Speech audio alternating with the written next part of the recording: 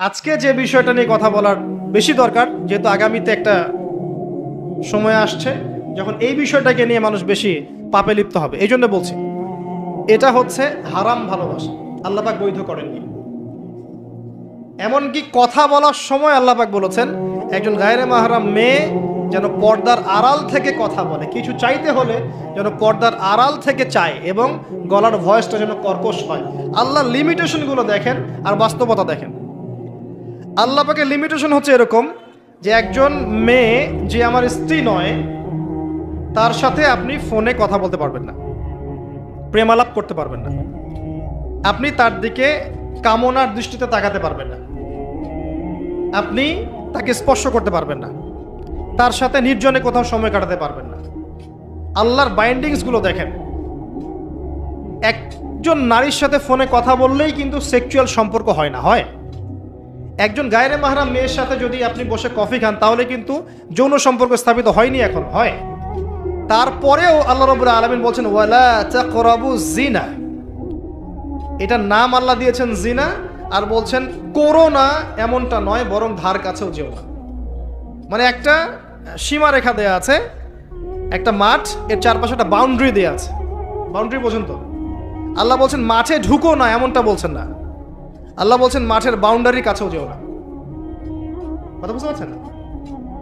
ফল খেও না, না ওয়ালা তাকরাবা হাদিহি শাজারা, এই গাছটার কাছেও যেও না। মিলাতে পারছি? আমি বুঝতে পারছি? আদম এবং হাওয়া আলাইহিস সালাম এই গাছের ফল খেও না এমন কথা ছিল না, কথা ছিল এই গাছের কাছেও যেও না। একই কথা আল্লাহ বলছেন জেনা করো না নয়, ওয়ালা তাকরাবু জিনা, জেনার কাছেও যেও না। এখন এটা হচ্ছে আল্লাহর নিষেধাজ্ঞার একটা বাইন্ডিংস, লস, একটা একটা পিলার, একটা বাউন্ডারি।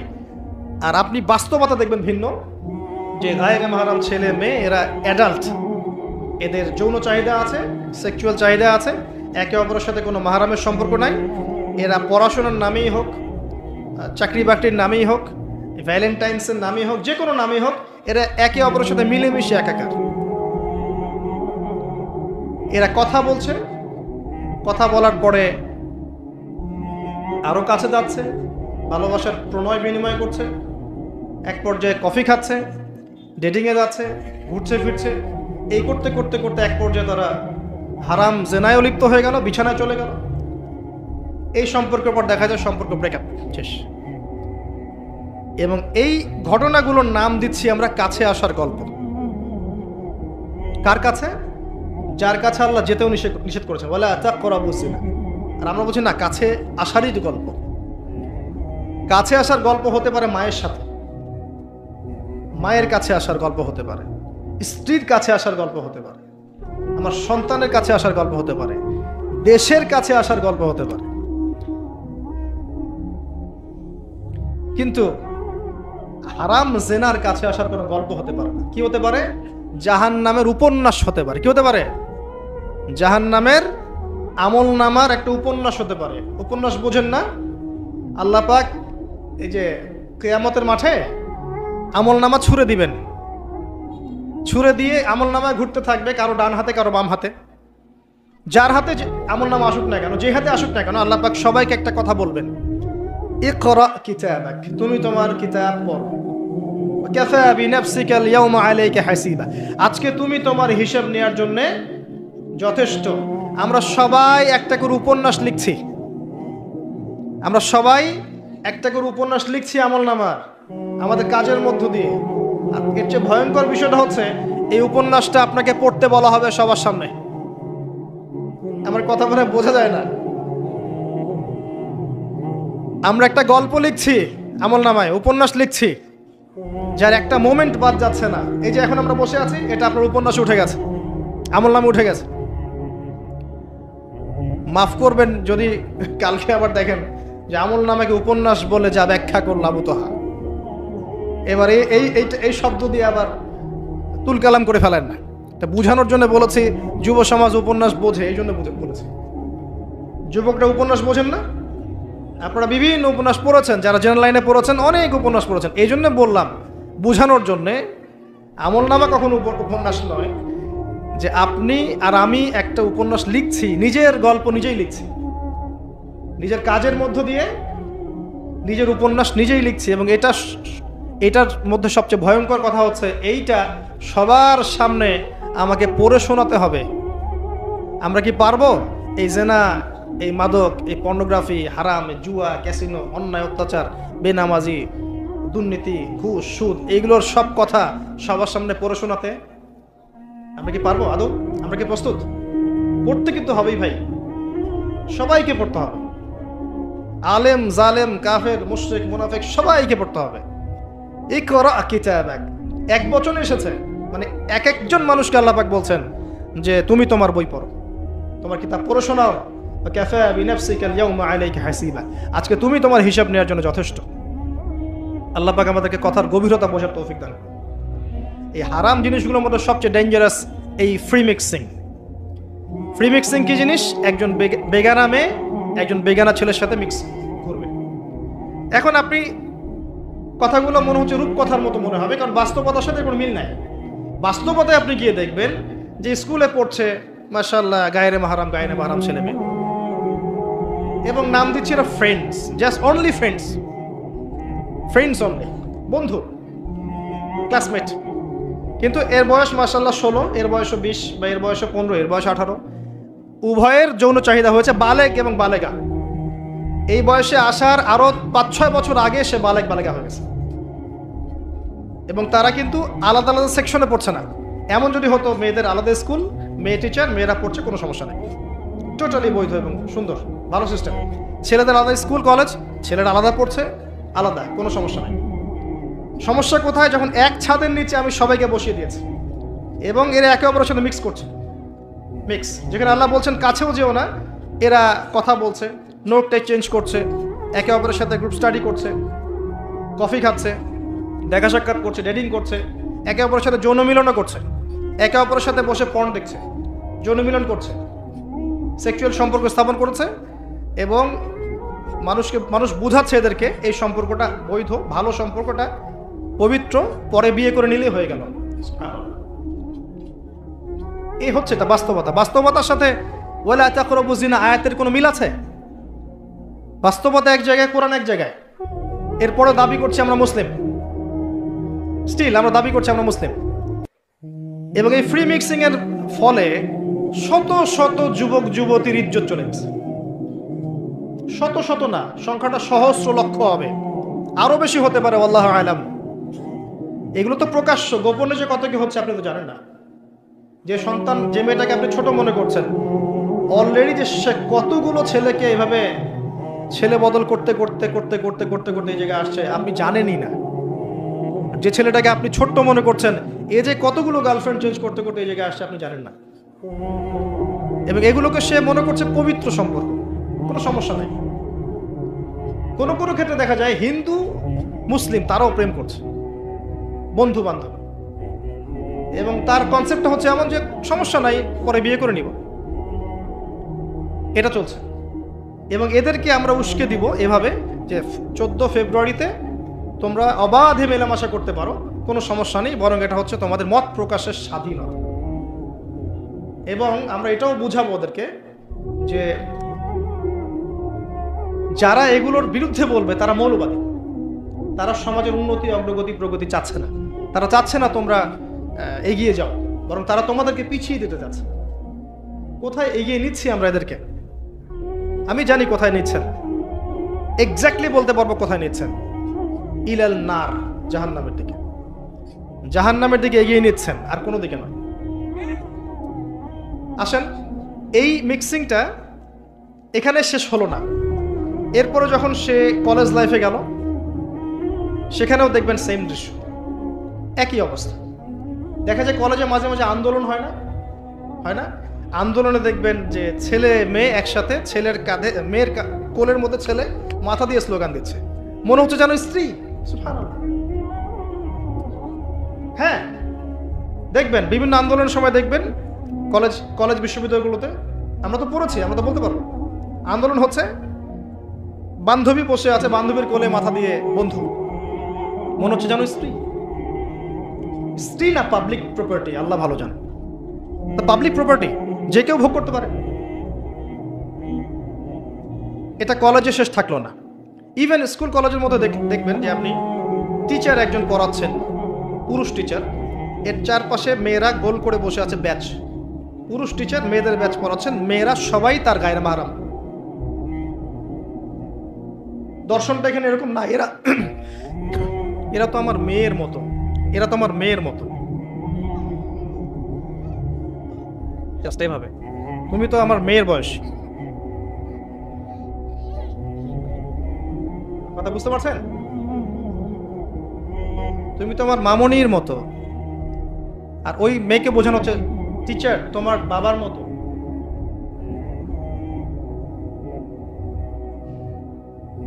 একটা পুরুষ টিচার, চারপাশে মহিলা, মেয়েরা বসে আছে, সবাই অ্যাডাল্ট, সবার সাথে তার বিয়ে জায়েজ, সবার সাথে তার বিয়ে শরীয়ত সম্মতভাবে জায়েজ। তারপরে একটা ফিলোসফি দর্শন ঢুকিয়ে দিয়ে তুমি তোমার মেয়ের মতো। অহরহ মেয়েদের ইজ্জত হারাচ্ছে, অহরহ। আপনারা সেকুলার পত্রিকাগুলো এবং মিডিয়াগুলো ঘাঁটতে থাকেন, দেখেন কি পরিমাণে ছাত্রীদেরকে টিজিংটা বেড়েছে, কি পরিমাণে বেড়েছে। এমন অনেক ছাত্রী আছে, আমি বিভিন্ন রাষ্ট্রের নিউজ দেখি যে টিচাররা, একটা স্কুলের টিচাররা মিলে প্রাইমারি স্কুল থেকে শুরু করে হাই স্কুল পর্যন্ত অসংখ্য ছাত্রীকে রেপ করেছে, ভিডিও ধারণ করেছে। এখানে মহিলা টিচাররা ইনভলভ ছিলেন, এমন নিউজ এসেছে। এবং অ্যাসিড দিয়ে মুখ ঝলসে দেওয়ার ভয় দেখিয়ে কাজ করা হয়েছে দীর্ঘদিন ধরে। ভয়ে মেয়েরা কিছু বলতে পারে নাই। আবার সেদিন একটা রেপিস্টের ক্রাইম দেখলাম, র্যাব ধরেছে, র্যাবের অফিসার যিনি ব্রিফ করছেন তিনিও অবাক, যে আমরা অবাক হয়ে গেছি এর ঘটনা দেখে। সে রেপিস্ট কিন্তু মুসলিম না, ভাগ্যিস সে অন্য ধর্মের না, যদি মুসলিম হতো তাহলে এটা নিয়ে আবার প্রচারণা শুরু হয়ে যেত।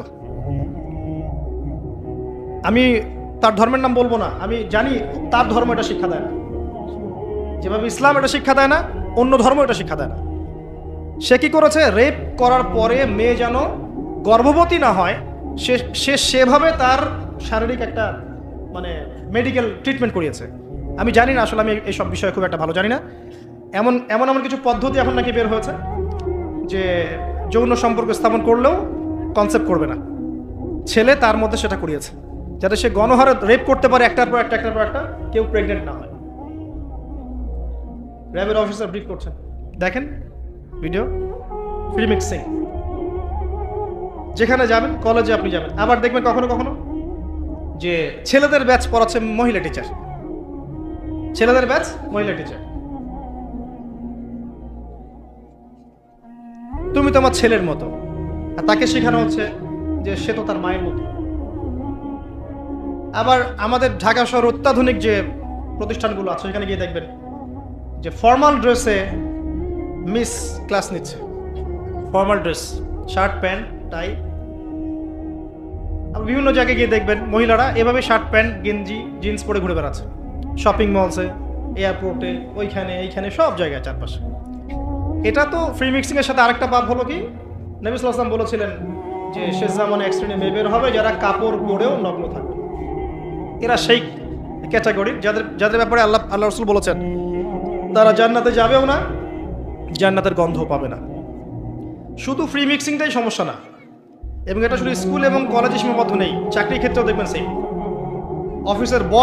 অফিসের বসের হাতে অনেক মেয়ে নির্যাতিত হয়েছে। বেতন বেশি দেওয়ার কথা বলে, প্রমোশন দেওয়ার কথা বলে।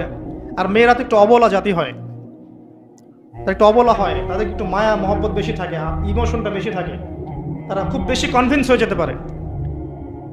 ভালো স্বপ্ন দেখিয়ে, রঙিন রঙিন স্বপ্ন দেখিয়ে তাদের কত মানুষ ইজ্জত নষ্ট করে ফেলেছে আল্লাহ ভালো জানে।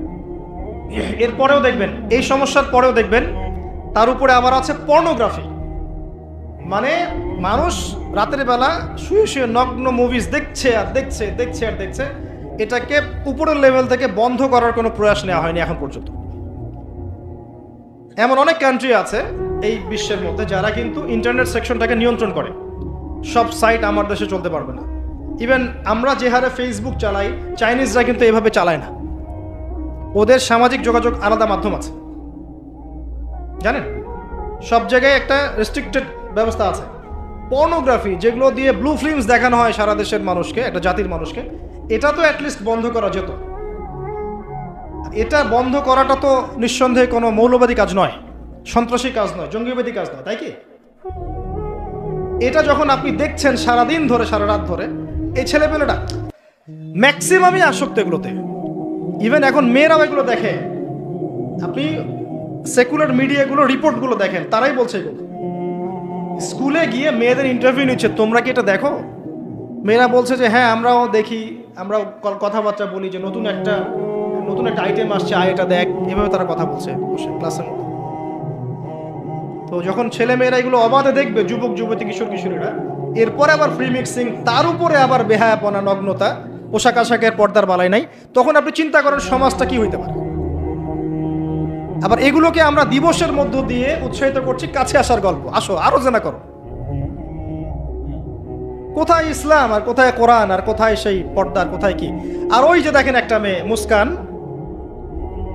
ও তার নিকাব খুলবে না, 200-300 কুকুরের সামনে বলছে আল্লাহু আকবার। তো জান্নাত আসলে কাদের জন্য? এই অবস্থায় যদি আমরা কেউ খাস পর্দা করছি, এখন যারা আবার খাস পর্দা করছি তাদেরকে আবার বাঁকা চোখে তাকানো হচ্ছে, আবার কাউন্টার। এমনি তো চলছে এগুলো, আর উপর আবার কাউন্টার। একটা জায়গা বাকি রাখছে না শয়তান আপনাকে ফিতনায় ফেলার জন্য। এই অবস্থায় কেউ যদি পর্দা করতে যায়, ওকে আবার বাঁকা চোখে তাকানো হচ্ছে। এ তো ভালো সুবিধার মনে হচ্ছে না? তোমার বোরখার নিচে গিয়ে বোমটম আছে নাকি? সাইকোলজিক্যাল আক্রমণ। বোরখা পরে যাচ্ছে স্কুল কলেজে, টিচাররা কেমন করছে, তার সাথে কেমন যেন আচরণ করছে। এটা কেন করছো? মুখটা খোলো, নাহলে পরীক্ষা দিতে দেবো না। এগুলো চলছে। এরপরেও আরো আছে বিভিন্ন beauty contest, media, movies, cinema, এইসবের মধ্য দিয়ে ঘরে ঘরে ঢুকিয়ে দিয়েছি যে এই ফ্রি মিক্সিং, বেহায়াপনা, নগ্নতা, এটাই প্রগতি, এটাই উন্নতি, এটা অগ্রগতি। ইভেন আমাদের ছোট ছোট বাচ্চারা এগুলো দেখে দেখেই বড় হচ্ছে। এখন জানি না ওরা আবার কোন জেনারেশন হয়ে আল্লাহ বলবে। এর উপরে এসেছে সেলফি এবং ছবি ভিডিওর একটা মানে বুদ্ধি প্রতিবন্ধী জেনারেশন। একটু হলেই সেলফিস, ফেসবুকে আপলোড, আবার টিকটক, আবার ইউটিউবিং, আবার নিজে নিজেই হাসে, নিজে নিজে ছবি তোলে। আর অনলাইনটা অ্যাভেলেবল হয়ে গিয়ে সবার হাতে হাতে স্মার্টফোন যখন গিয়েছে, তখন এগুলো আপলোডিংটা খুব বেশি হচ্ছে। আপলোডিং, আগে ঘটনা ঘটতো সবাই জানতে পারতো না, এখন ঘটলে সারা দুনিয়ার মানুষ এক মুহূর্তে জেনে নেবে। তখন একটা খারাপ ভিডিও সবার হাতে হাতে, ঘরে ঘরে। এবার এই হারাম ভালোবাসা, এটা ভালোবাসা বলার অপরাধ হবে, এই হারাম প্রবৃত্তির এই নগ্ন দাসত্ব, এই দাসত্বটাকে ভালোবাসার নাম দিয়ে আল্লাহর নাজিলকৃত পবিত্র ভালোবাসাকে চ্যালেঞ্জ করা হয়েছে। এবং বিভিন্ন মানুষ, সমাজের বিভিন্ন শ্রেণীর মানুষকে এই হারামের দিকে ধাবিত করা হয়েছে, যাতে সবাই জান্নাতের কাছে না বরং জাহান্নামের কাছে আসতে পারে। এই হলো অবস্থা। এখন এই অবস্থায় আল্লাহ রাব্বুল আলামিন মুমিনদের জন্য সলিউশন দিয়েছেন সূরা নূরের মধ্যে। কুল লিল মুমিনিন ইয়াগুদ্দুনা মিন আবসারিহিম ওয়া ইয়াহফাযু ফুরুজাহুম। এটা পড়ে আছে আপনার কোরআন। মুমিন পুরুষদেরকে আপনি বলুন, হে নবী, তারা যেন চক্ষু নিচু রাখে এবং তাদের লজ্জাস্থানের হেফাজত করে। মুমিন নারীদেরকে আপনি বলুন যেন তারা তাদের লজ্জাস্থানের হেফাজত করে, চোখ নিচে রাখে, এবং তারা এই মানুষদের ছাড়া অন্য কারোর সামনে যেন না যায়, এবং জিনাত, হিজাব তারা যেন অবলম্বন করে। এটা আল্লাহর আদেশ। Only Quran, or only hadith and only Islam can solve this problem. কোরআন, সুন্নাহ এবং ইসলাম ছাড়া কেউ এই সমস্যা সলভ করতে পারবে না। এখানকার সলিউশন এগুলা। প্রথমত তারবিয়াত দিতে হবে ছোট থেকেই, তার উপরে নিয়মিত ইমানের চর্চায় রাখতে হবে, তার উপরে ছেলে মেয়েদেরকে পর্দা বোঝাতে হবে, ছোট থেকেই মেয়েদেরকে পর্দায় রাখতে হবে। তারপরেও যদি বড় হয়ে এদের মধ্যে খারাপ চিন্তা আসে, চোখ নিচু করতে হবে। যেগুলো অশ্লীল সেগুলোর ধার কাছে যাওয়া যাবে না। দ্রুত এদের বিয়ের ব্যবস্থা করতে হবে যাতে ওরা পবিত্র লাইফ লিড করতে পারে। তারপরে দেখবেন আস্তে আস্তে কিছুটা হলেও, 100% না হলেও কিছুটা হলেও আপনি ফিতনা থেকে দূরে রাখতে পারবেন।